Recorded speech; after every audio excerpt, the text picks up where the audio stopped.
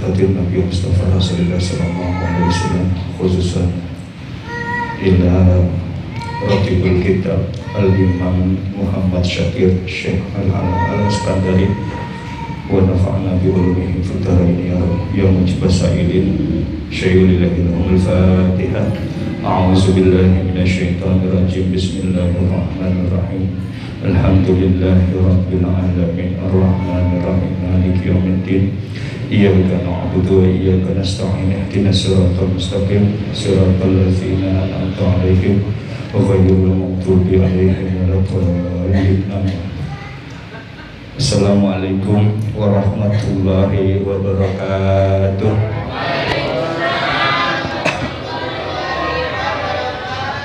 Saya mulainya tadi Fatihah dulu, khawatir kalau habis salam lupa Fatihah untuk pengarang kitab, karena kita santri kebetulan di Nahdlatul Ulama itu sangat takzim banget Bu sama kitab. Makanya jangan main-main kalau kita punya buku itu sering difatihain. Biar apa? Biar manfaat. Kalau kita jarang fatihain pengarang, itu ilmunya nggak barokah ya. Jadi mudah-mudahan kita tadi baca Al-Fatihah agar mendapatkan ilmu yang kita akan ambil dari Al-Imam Muhammad Syakir Al-Iskandari. Nah, kitab ini wasiat ya, al-aba lil abna, yakni dari bapak kepada anaknya. Layaknya Luqmanul Hakim yang memakai nasihat dengan kata ya bunayya, ya artinya wahai anakku. Ya bunayya ini karangannya itu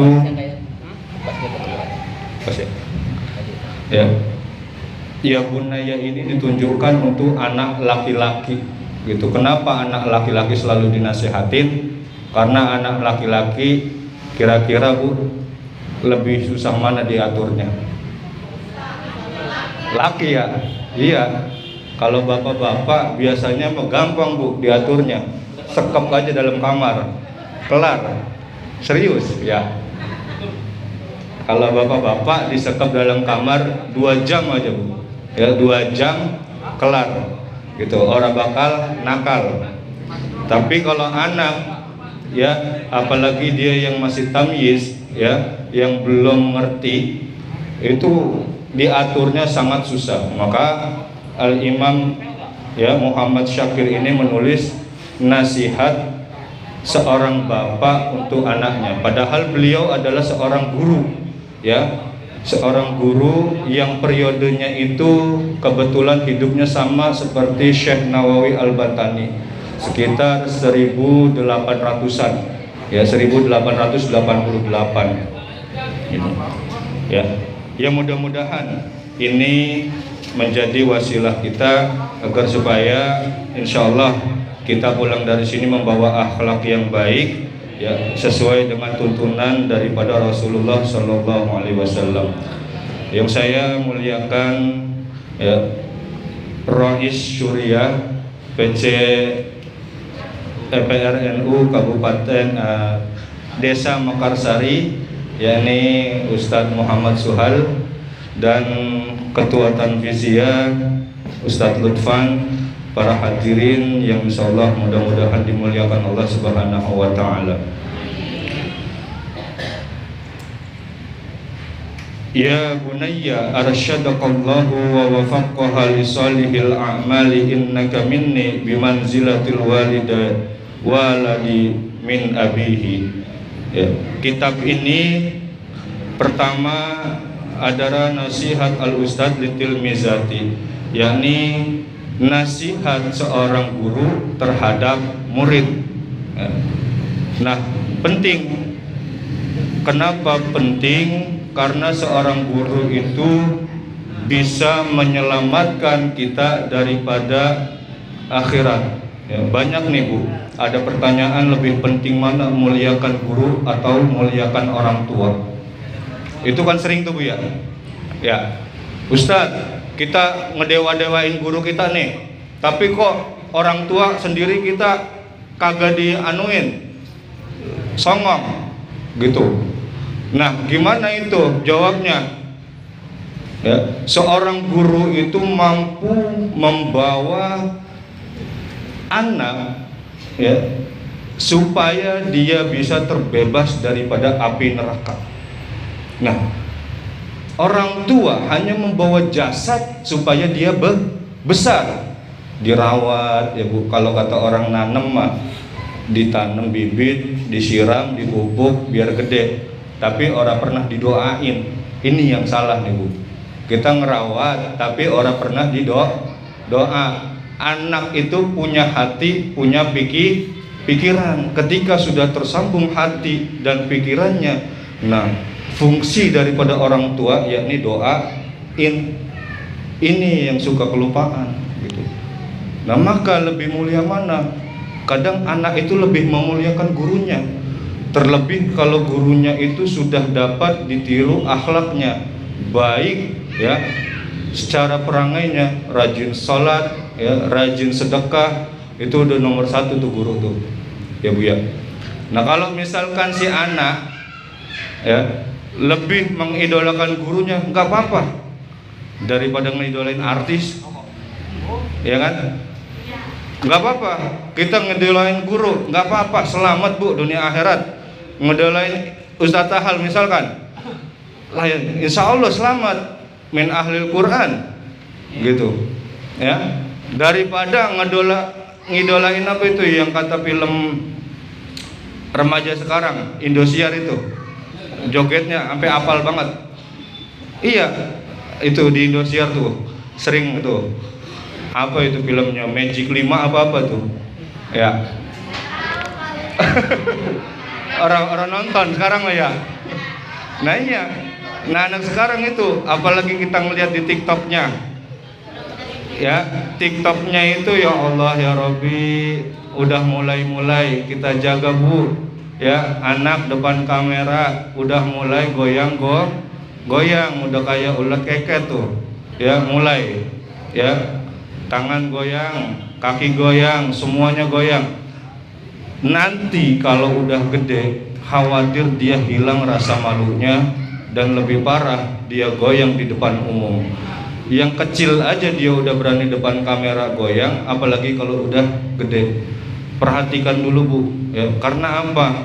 Yang paling dekat dengan diri, dengan anak kita adalah diri kita, orang tua kita. Ya, siapa yang mendidiknya kalau bukan kita? Nih, ya.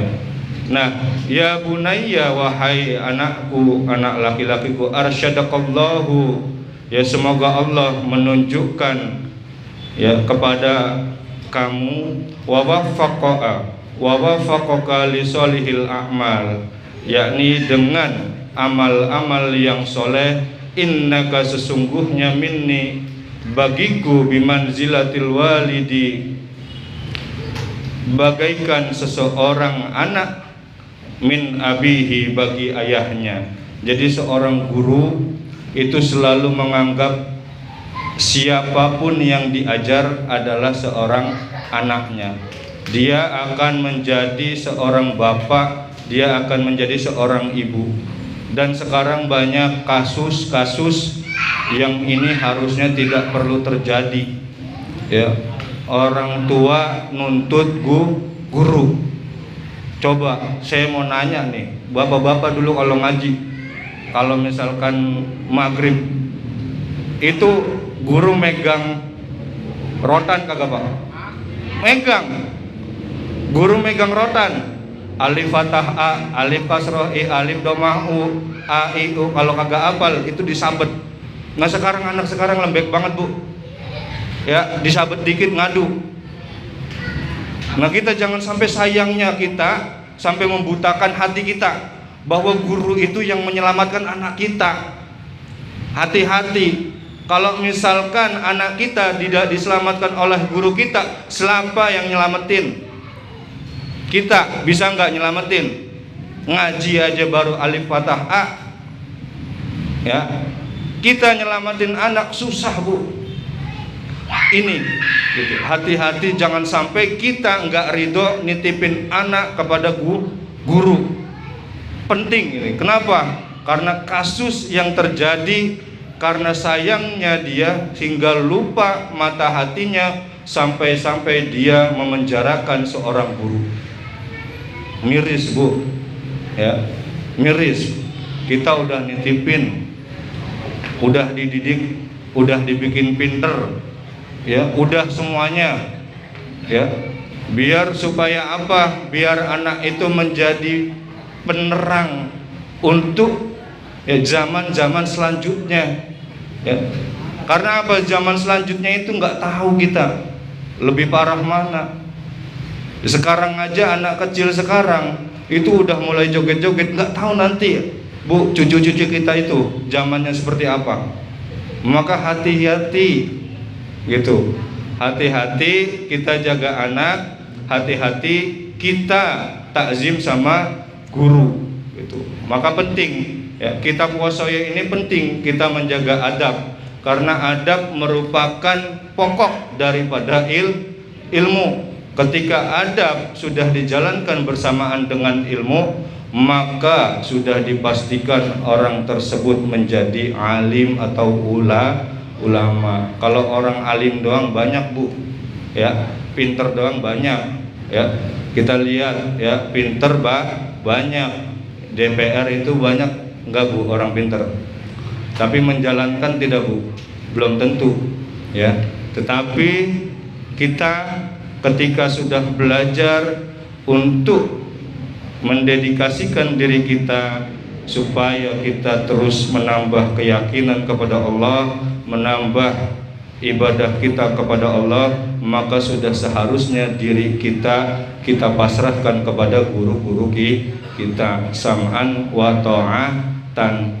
Ketika guru kita bilang, tong ya jangan nyebur, kalau nyebur basah, kita udah nggak bolehnya nyebur. Artinya apa? Tong jangan ngelakuin perkara yang buruk. Kalau perkara buruk nanti kita jadi basah sama dosa. Tuh ya Bu ya. Saya kurang suka kurang bisa ngelawak Bu. Makanya agak serius. Karena kalau ngelawak hilang yang kita bahas adab. Ya. Jadi kalau misalkan saya ngelawak bingung juga. Kita bahas adab lah, saya bahasnya bercanda-bercanda. Ya, tahu malaikat Jibril Bu? Malaikat Jibril tahu? Tahu ya? Ketemunya kapan Bu? Ketemunya kapan? Ya, malaikat Jibril ketika mengepakkan sayapnya min masyariqil ardi ila maghribiha, itu luasnya antara bumi dan langit. Malaikat Jibril tugasnya nyampein wahyu. Malaikat Jibril tidak pernah satu kali pun tersenyum. Kenapa? Karena tugasnya berat, nyampein kabar. Lah iya, nyampein kabar. Kabarnya apa? Al-Qur'an. Coba seandainya orang yang nyampein kabar kira-kira pas nyampein cengengesan, dikira kabarnya bener gak Bu? Bohong ya. Ya, tong sampein nih kamnya ya, besok misalkan minta duit buat bayar COD. Nah kan gitu. Nah yang nyampeinnya mah sambil ketawa-tawa, kira-kira percaya nggak tuh? Enggak, paling disuruh apa? Sangkain buat jajan. Ya, nah begitu pula malaikat Jibril ketika menyampaikan wahyu. Kalau coba malaikat Jibril sambil cengengesan, kira-kira Al-Quran yang dibawa percaya kagak? Kagak. Karena wahyu yang Allah turunkan, malaikat Jibril tidak pernah tersenyum sedikit pun, nggak pernah. Bahkan pernah ya, tidak pernah dalam membawa Al-Quran itu tersenyum. Senyumnya kapan malaikat Jibril? Ketika ditanya sama Rasulullah, saya pernah tersenyum sekali. Kapan? Ketika seseorang mencari ketenangan di dunia. Ya, tuh diketawain malaikat Jibril. Malaikat Jibril tertawa ketika seseorang nyari ketenangan di dunia. Ya. Artinya apa? Di dunia kagak bisa tenang Bu. Tidur mikirin bangun mikirin, sampai mau tidur mikirin. Berapa kali mikirin utang? 3 kali kayak minum obat. Ya Pak ya. Bapak bangun mikirin uang. Lah kalau mikirin utang maka gak nyari uang. Tidur mikirin besok dapat pas mimpi sampai ke bawah mimpinya dapat tuh kalau laki-laki. Nah kalau perempuan itu ya 3 kali mikirin uang, 3 kali mikirin utang ya. Nah begitulah malaikat Jibril ketika ia menyampaikan wahyu. Nah sama halnya ya ketika guru kita mengajarkan kita, itu ada kalanya beliau menjadi sesosok ayah, ada kalanya beliau menjadi sesosok panutan yang harus diikuti. Maka kalau kita sudah memposisikan diri sebagai guru, terutama orang tua ya, kita nggak boleh cerewet doang atau cuman mulut nyap-nyap tapi perlakuan kita tidak sama dengan yang kita bilang. Ya, tong sholat kita sendiri kagak sholat, gimana anak mau ngikutin? Tong puasa tong, lah kita depan anak makan atau ngerokok, bagaimana anak mau ngikutin? Ya, nah semuanya yang menjadi pola didik adalah adab kita terlebih dahulu. Ya, maka adab itu lebih tinggi dibanding ilmu. Ketika ya, Imam Zakaria belajar hampir 40 tahun, tetapi Imam Zakaria itu mempelajari ilmu adab 30 tahun. Tuh, akhlak yang baik bagaimana sama guru, bagaimana ketika nanti duduk, gimana ketika kita makan, ada akhlaknya. Jangan sampai seperti kita makan kayak bebek ya, kayak bebek tahu Pak ya, mulutnya terus kalau sebelum makanan itu habis. Atau ya ketika kita bermuamalah ada adabnya, ketika kita duduk di majelis taklim ada adabnya. Nah Imam Zakaria itu belajar 30 tahun. Nah belajar ilmunya kapan? 10 tahun doang, tapi jadi ulama yang terkenal ya. Nah pentingnya adab, ketika kita sudah mempelajari ini, maka tingkah laku kita sudah dipastikan insya Allah ya sesuai dengan tuntunan daripada Rasulullah Sallallahu Alaihi Wasallam. Yasurruni anna araka sahihal binyati qawiyan ya, bahwa aku sangat senang melihat seseorang muridku itu yang badannya sehat ya, qawiyal idrak ya, dia kuat hafalannya ya, pikirannya atau cerdas, zakiyan qalbi yang bersih hatinya, muhazzabal akhlak dia mulia akhlaknya, muhafizu alal adab menjaga daripada adab, ba'idan alal fuhsyi jauh daripada sifat buruk ya. Fi qauli latifun yang dalam perkataannya itu lembut, nggak gampang nyakitin orang lain. Maka guru itu seneng kalau dia melihat orang anaknya itu sehat ya, terus pintar, cerdas, terus nggak pernah buruk perangainya ya. Nggak pernah ada guru yang melihat orang kaya nggak, atau dia sukses dalam dunia enggak, tapi guru itu melihat akhlaknya ya. Ketika akhlaknya sudah baik, tuh guru udah senang banget. Badannya sehat, gemuk. Oh, apalagi kalau guru melihat anaknya gemuk-gemuk ya, muridnya bohai-bohai. Anak laki-laki gemuk tuh Bu ya. Kalau misalkan kita ngelihat anak kita gemuk-gemuk, kira-kira enak gak Bu? Gembul-gembul ya. Nah begitu pula guru ya. Nah mudah-mudahan ya semuanya ini ada dalam diri anak kita semua. Amin ya rabbal alamin ya. Mahbuban min ikhwanika yang disukai oleh temannya, tuasi yang menyayangi al-fuqara orang-orang fakir atau orang yang enggak mampu, wa yushfiqu ala du'afa dan membantu orang-orang yang lemah, yaghfiru ya yang mengampuni az-zalati atas kekhilafan, wa ya'fu anis sayyi'at dan memaafkan dari kesalahan, wala tufarritu fi sholatika dan jangan kamu meninggalkan salat, wala tahmil ya jangan kamu menyia-nyiakan fi ibadi ya dalam ibadah Rabbika kepada Tuhanmu. Ini nasihat seorang guru kepada anaknya atau muridnya agar supaya anak itu jangan sampai dia meninggalkan sholat, berkata yang buruk ya, terus dia tidak menjadi seorang yang pemaaf dan tidak mau mengampuni kekhilafan orang lain atau orangnya dendaman ya. Nah ini sering ya anak-anak kita udah mulai bibit-bibit kalau misalkan marah dia sampai mendendam, nanti besarnya akan jadi seseorang yang penuh amarah dan penuh dendam ya Bu. Ngantuk Bu ya? Karena adab dan akhlak itu seperti ini Tat.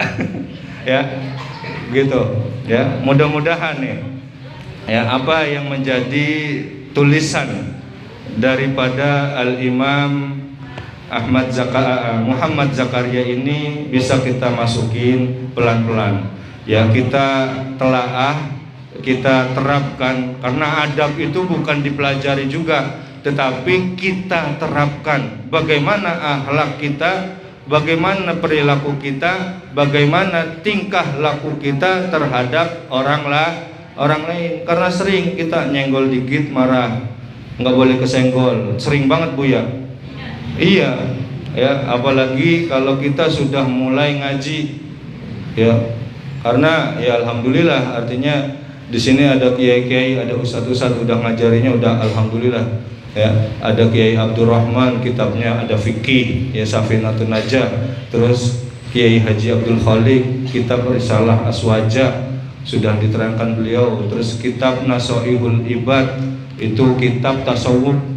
Bedakan, Nasoihul Ibad itu sebenarnya kitab tasawuf Pak ya, kitab menerangkan bagaimana kita berakhlak kepada Allah ya. Nah kalau ini adab kita terhadap orang lain. Tapi kalau Nasoihul Ibad, gimana kita ibadah kepada Allah ya, bukan artinya akhlak terhadap orang lain itu enggak, tapi ada juga pengajarannya. Cuman yang terpenting adalah bagaimana kita beribadah supaya kita ya bisa mencapai kepada tahapan mahabbah, yakni tahapan cinta kepada Allah. Pertama kenal baru cinta. Nah, kitab Nasoihul Ibad itu nanti akan ada ya cinta kepada Allah. Kita sering sholat, kita sering puasa, kita sering baca doa, tapi kalau kita hatinya tidak menghadirkan cinta, tidak menghadirkan Allah selalu ada di dalam hati kita, itu ya sholatnya kita ke siapa? Ke siapa Pak? Ya Bu, ke siapa itu? Kalau kita di hatinya nggak ada Allah, sholatnya lah nggak tahu ya. Lah kita sujud kalau nggak ke hatinya Allah, itu sujudnya ke siapa? Lah iya, kemana kita sujudnya? Maka kita harus menghadirkan Allah di hati kita. Nah nanti itu yang bahas adalah Ustadz Muhammad Usman ya. Beliau adalah kakak kelas saya ya, beliau kakak kelas saya, insya Allah alim ulama beliau ya. Nah mudah-mudahan ya satu penggalan atau satu paragraf ini menjadi penambah kita dalam ya mengetahui apa yang namanya adab, apa yang namanya akhlak terhadap orang lain. Dan pelajaran yang kita mulai di awal itu nasihat ustadz terhadap seorang murid ya. Jadi kalau misalkan ibu punya anak ya, kalau ada guru yang agak galak, nangis, disabet sama gurunya karena dia belajar supaya pinter, jangan sampai kita ngaduin guru Bu. Bahkan kalau orang dulu itu ditaruh lagi ke pesantren ya, atau dianterin lagi biar supaya apa? Sabetan itu akan memperindah akhlaknya Bu. Ya, bangku atau meja itu terbuat dari pohon. Nah kalau cuman pohon doang, batang doang, ya kagak ada digergaji, kagak ada yang namanya diamplas, kagak ada yang dibakar, itu nggak mungkin bisa jadi bangku yang cakep. Sama anak pun Bu, kalau misalkan dia nggak nemuin hal-hal ya, guru yang galak, guru yang nyabat muridnya karena dia nggak bisa, ya bagaimana murid itu bisa pandai atau bisa pinter? Maka jangan pernah Bu, ya jangan pernah anak itu kita kecewa ketika sama guru dia apa-apain. Bahkan biarin udah, terusin aja supaya anak itu biar pinter. Itu ajaran daripada orang tua kita gitu ya. Nah, jadi mudah-mudahan kali ini bisa bermanfaat untuk kita semua dan bisa kita jadikan amalan ya untuk kita bawa pulang di rumah nanti, sehingga apa yang menjadi hari ini ya pelajaran dari Ta'lif Al-Imam Muhammad Syakir ini kita terapkan kepada anak-anak kita ya. Langsung Ustaz, apa pertanyaan nggak apa-apa ya. Ya, jadi ini Bu, sampai sini aja pembahasan kitabnya. Kiranya kali apa ini habis ini Ustaz? tutup aja Ustaz. Nanya apa gimana? Ya boleh. Ada yang nanya Bu?